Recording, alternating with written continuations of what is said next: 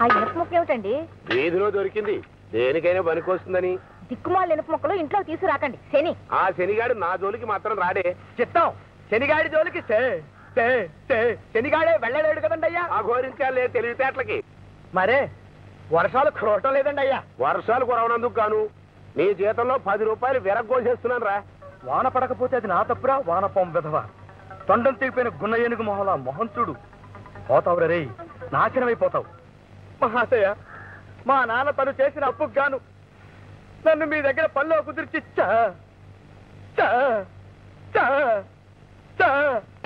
చచ్చాడు. పనిలో చేర్చుకున్నప్పుడు తమరు నెలకి 3000 రూపాయల జీతం ఇస్తానంటే మురిసిపోయాను. పాత బాకీలు వసూలు కానప్పుడు, పొలంలో పంట సరిగ్గా పండనప్పుడు, కొబ్బరికాయలు దిగుబడి తగ్గినప్పుడు మీకు ఒంట్లో జబ్బు కోసుకుంటూ వచ్చి ప్రస్తుతం నాకు నెలకి 12 రూపాయల పావలా ఇస్తున్నారు. బట్టి ఇది తమకు న్యాయమా మహాశయ? సుందరం, ఎక్కడికి? బయటికి నాన్న. బయటికి.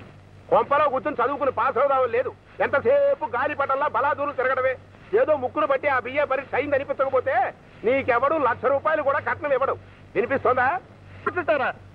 12 రూపాయల పావలా జీతంలో ఇందాక 10 రూపాయలు కోసి ఇప్పుడు రూపాయి కోసేస్తే క్షమించండి అయ్యా, నాకంటే తేడా తెలియటం లేదు.